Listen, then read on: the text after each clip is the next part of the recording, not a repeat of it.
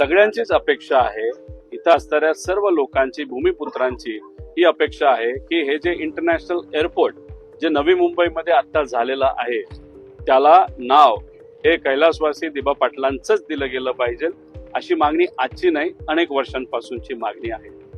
आता काल आमची सगळ्यांची अपेक्षा होती की गोवा एअरपोर्टचं उद्घाटन होत असताना ज्या पद्धतीने नरेंद्र मोदी साहेबांनी भाषणामध्ये सांगितलं की या एअरपोर्टचं नाव हे आपण पर्रिकर यांच्या नावाली आपण तिथं देऊया, आम्ही त्याचं स्वागतही करतो.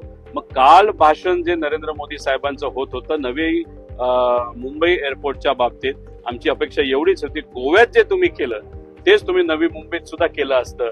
भाषणात जर सांगितलं असतं की दिबा पाटील साहेबांचं नाव हे या एअरपोर्टला दिलं जाईल तर आम्ही त्याचं स्वागत केलं असतं. पण तसं काही काल दुर्दैवाने घडलं नाही आणि हे लोकांना पटलं नाही, आम्हालाही पटलं नाही. आमची चर्चा, आम्हाला जे काही माहिती असं कळत आहे की कदाचित 100 वर्ष RSS ला झाले म्हणून RSSच्या एका मोठ्या नेत्याचं नाव या एअरपोर्टला दिलं जाईल अशी चर्चा आहे. त्यामुळे आता आपल्याला बघावं लागेल. लोकांना हे पटलं नाही, आम्हालाही पटलं नाही. येत्या काळामध्ये जर वेगळ्याच व्यक्तीचं नाव तिथं दिलं गेलं असेल आणि ते RSSचे असतील तर त्याचा विरोध आम्ही करू.